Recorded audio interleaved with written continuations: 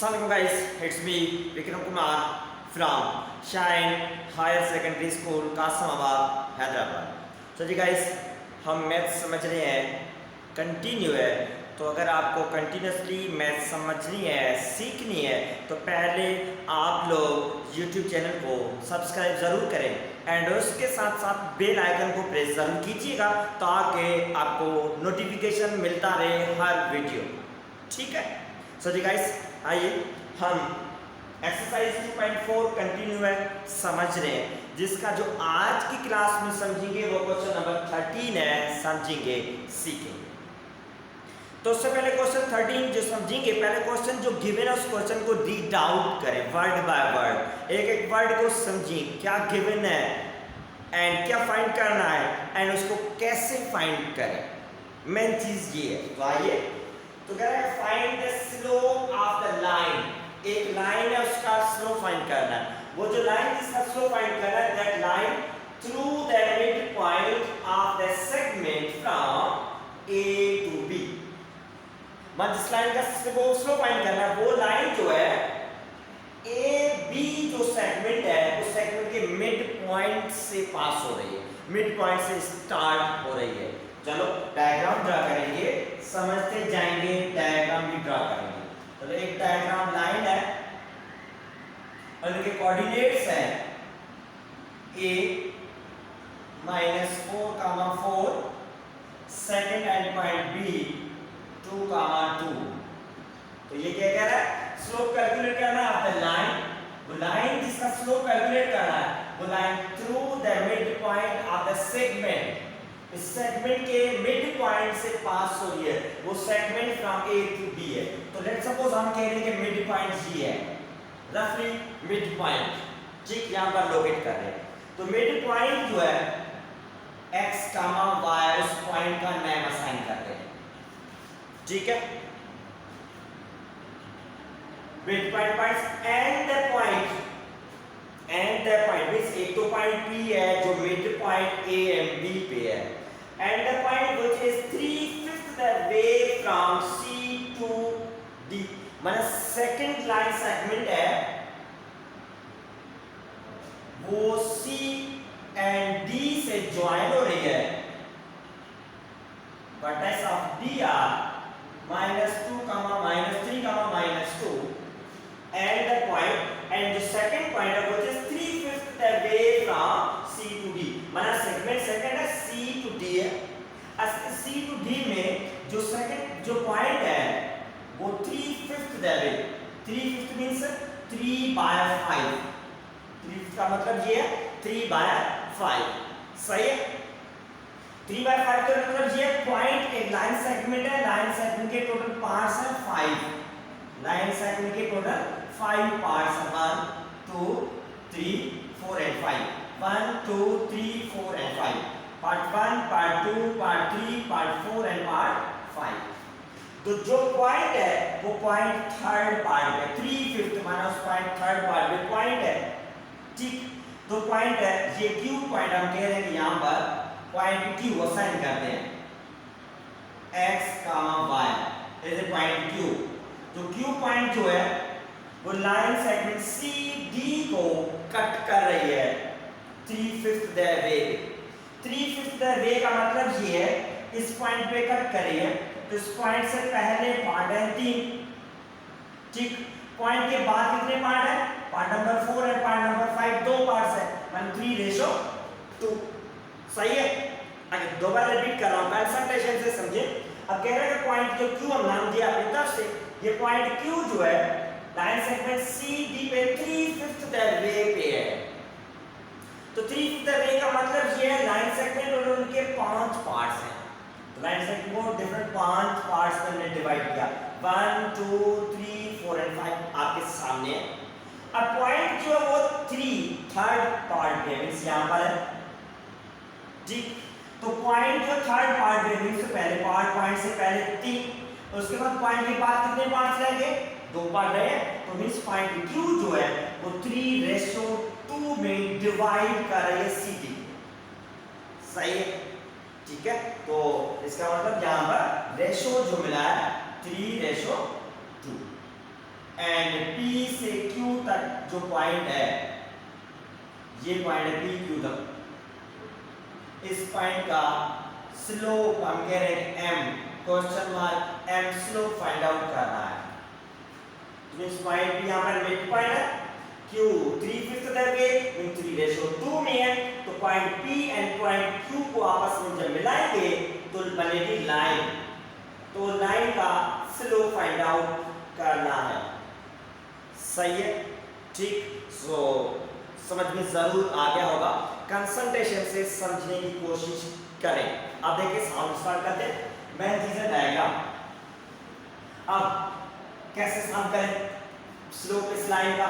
अब इस लाइन का स्लोप कैलकुलेट करना है, तो स्लोप कैलकुलेट करना है तो क्या करेंगे, इस लाइन की ए एंड पॉइंट P है, that P is the mid point of AB, question में कह रहा है, एंड उस लाइन की सेकंड एंड पॉइंट Q है, that Q CD line segment को कट कर रही है 3:2 में, ये भी क्वेश्चन में गिवन। सही है, तो अब क्या करेंगे, पहले P एंड Q फाइंड करेंगे। कैसे, आइए अब देखिए, according to given question, question में क्या कह रहा है, पॉइंट P जो है divide is the mid point, P क्या है, मिड पॉइंट है। सो जी गाइस, अब क्वेश्चन में ये है कि यहाँ पर P जो पॉइंट है is the mid point of AB line segment. सही है, तो पहले P इसकी मिड पॉइंट है AB लाइन सेगमेंट की, तो मिड पॉइंट है तो मींस P को फाइंड करेंगे। P को कैसे फाइंड करेंगे, मिड पॉइंट को, तो फार्मूला मिड पॉइंट यूज करेंगे, Px, y equal to x1 plus x2 divided by 2 comma y1 plus y2 divided by 2। Mid point formula लिखा, क्योंकि P मिड पॉइंट है AB की, तो P फाइंड करना है, फाइंड करेंगे मिड पॉइंट फार्मूला यूज करें, तो ये लिखा है। अब mid point formula A and B का है, तो ये vertices of point A are -4, 4 and point B के वर्टिसेस हैं 2, 2। A is the first point means x1, y1, B is the second point means x2, y2, तो ये assign करेंगे, x1 is -4, y1 is +4, x2 is 2 and y2 की value है 2। सही है, क्योंकि अब इस फॉर्मूला में सब्स्टिट्यूट करेंगे, सब्स्टिट्यूट करने में आसान होगी, इसीलिए हमने यहाँ पर x1, x2, y1, y2 की वैल्यू असाइन की है। तो अब देखें, mid point Px, y equals to x1 plus x2, x1 की वैल्यू -4 प्लस x2 की value 2 divided by 2 comma y1 plus y2, y1 की वैल्यू 4 प्लस y2 की वैल्यू 2 डिवाइडेड बाय 2। सही है, जस्ट वैल्यू सब्स्टिट्यूट किए। अब देखें, -4 प्लस 2 मींस माइनस के 2 रहेंगे डिवाइडेड बाय 2, नेगेटिव नंबर बढ़ा है इसलिए नेगेटिव साइन आ गई, कामा 4 प्लस 2 करेंगे 6 डिवाइडेड बाय 2। ठीक, जस्ट एडिशन परफॉर्म किए। अब जो नंबर है इनको टेबल लग सकता है, वो डिवाइड हम कर रहे हैं, कर सकते हैं। सो पॉइंट Px, y के वर्टिसेस होंगे, 2 को 2 के साथ डिवाइड करेंगे 1, 2 का टेबल 6 को लग सकता है 3 टाइम, तो ये पॉइंट P जो मिड पॉइंट है लाइन सेगमेंट AB की P, उनके वर्टिसेस ये मिले हैं। सही है, अब उसके बाद क्या करेंगे, अब उसके बाद हम कैलकुलेट करेंगे पॉइंट Q के वर्टिसेस। सही है, तो आइए Q के वर्टिसेस कैलकुलेट करते हैं। कैसे कैलकुलेट करेंगे, now we find Qx, y। सही है, तो हम कहेंगे here point qx, y जो है वो divides that joint CD, इस ज्वाइंट का नाम हमने दिया CD। CD ज्वाइंट को डिवाइड कर रही है in the ratio 3:2। So by using ratio formula, सही है, ये लिखना जरूरी है ताकि समझ में भी आ जाए करना क्या चाहते हैं, है क्या। तो यहाँ पर हमने ये कहा है कि Q फाइंड करना चाहते हैं, मगर यहाँ पर Q जो है पॉइंट CD ज्वाइंट को डिवाइड कर रही है, कट कर रही है 3:2 में। अब 3:2 कैसे आया, तो यह 3:2 पहले डिफाइन किया है, समझा है हमने, ठीक है। तो अब रेशो फार्मूला यूज करना चाहते हैं, रेशो फार्मूला के हिसाब से सॉल्व करेंगे। सो रेशो फार्मूला क्या है, सो रेशो फार्मूला है point Q x, y equal to m1x2 plus m2x1 divided by m1 plus m2 comma m1y2 plus m2y1 divided by m1 plus m2। सही है, ये रेशो फार्मूला यूज करेंगे, तो ratio formula लिखा। अब देखिए ratio formula में m1 m2 रेशो है, तो m1 m2 रेशो जो है m1 रेशो m2 यहाँ पर 3:2 है, ठीक, डिफाइन किया है। उसके बाद x1 x2 y1 y2 ये कहां से है, तो ये पॉइंट Q जो है, जो लाइन या जिस ज्वाइंट को डिवाइड कर रही है वो ज्वाइंट है C एंड D। तो C पॉइंट के कोऑर्डिनेट्स हैं 5, 3 एंड सेकंड पॉइंट D के कोऑर्डिनेट्स है -3, 2। सही है, C फर्स्ट पॉइंट है means x1, y1, x1 y1 की वैल्यू 3, D सेकंड पॉइंट है मींस x2, y2, सो x2 की वैल्यू -3 एंड y2 की वैल्यू +2। सही है, तो अब इस फॉर्मूला में जो जो टर्म्स यूज हो रहे हैं उन टर्म्स की वैल्यू यहां पर लिखी। अब ये वैल्यू सब्स्टिट्यूट करेंगे रेशो फार्मूला में। So qx, y, now qx, y equals to m1, तो m1 रेशो 3 मल्टीप्लाई x2 की वैल्यू -3 प्लस m2 की वैल्यू है 2 मल्टीप्लाई x1 की value 5 divided by m1 plus m2 में 3 + 2 करेंगे। सही है, तो फर्स्ट जस्ट डोमेन वाला फैक्टर उसमें वैल्यू सब्स्टिट्यूट की हमने कामा। अब नेक्स्ट m1 की वैल्यू 3 मल्टीप्लाई y2 की वैल्यू 2 प्लस m2 की वैल्यू 2 मल्टीप्लाई y1 की value 3 divided by m1 plus m2 means 3 + 2 करेंगे। सही है, तो जस्ट वैल्यू सब्स्टिट्यूट की है, अब करेंगे सिंपलीफाई को। सो 3 मल्टीप्लाई -3 है तो -3 3 9 माइनस में प्लस 2 5 10 डिवाइडेड बाय 3 + 2 करेंगे 5 कामा 3 multiply by 2 6 plus 2 multiply by 3 6 divided by 5 equal to 9 - 10 plus में मींस 1 डिवाइडेड बाय 5 कामा 6 + 6 करेंगे हो जाएगा 12 डिवाइडेड बाय 5।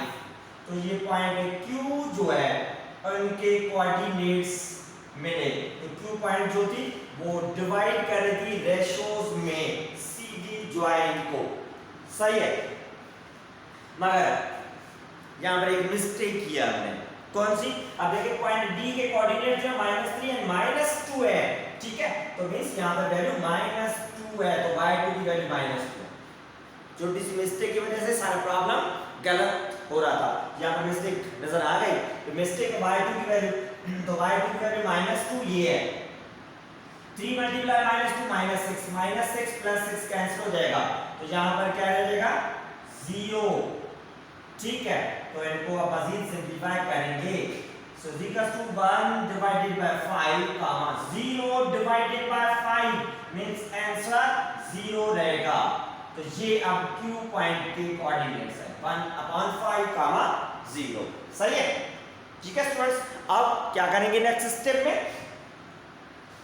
स्लोप फाइंड करना है लाइन सेगमेंट का। ये लाइन सेगमेंट की and points P and Q थी।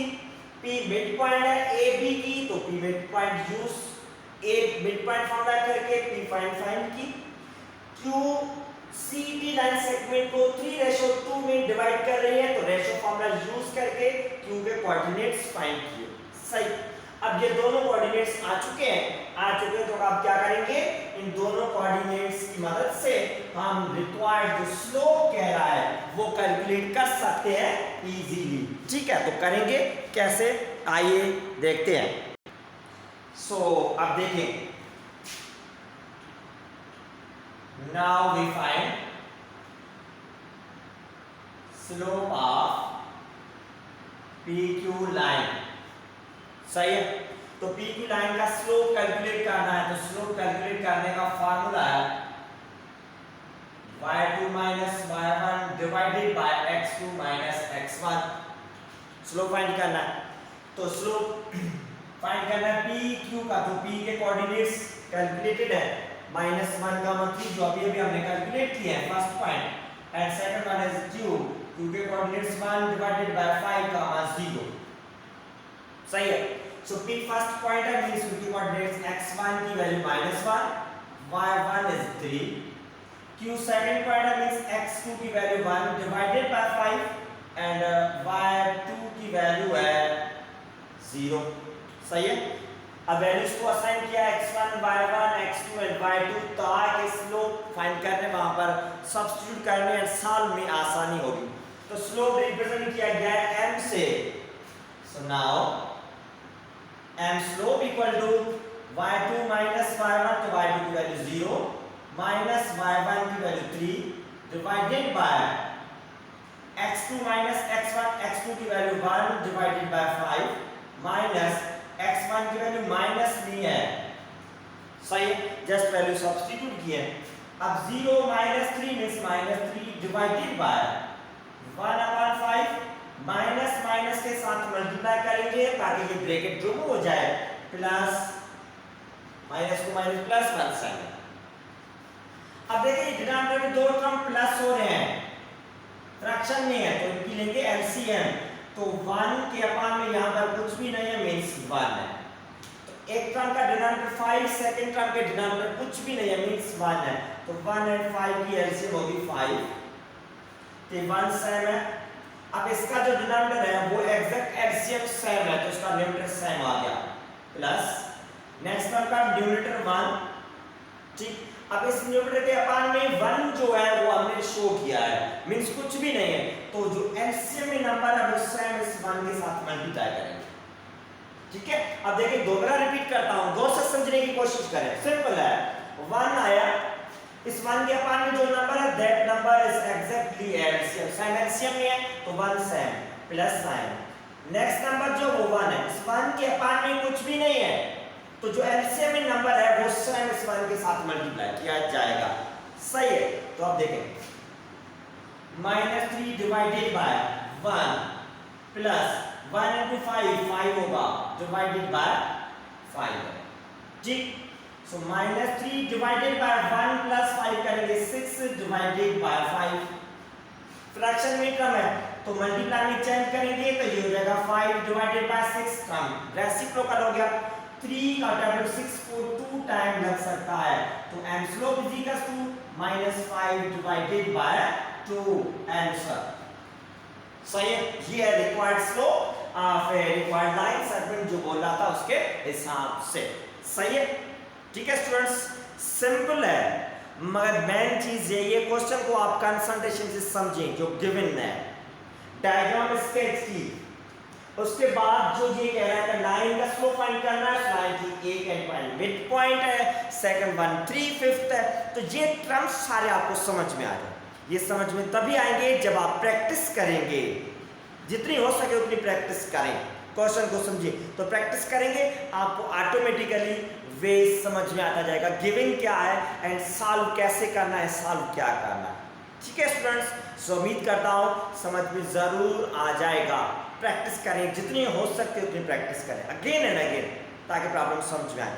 सिंपल है, थोड़े लेंथी है, स्टेप्स फॉलो करने हैं स्टेप वाइज। ठीक है इस ओके, अल्लाह हाफिज़।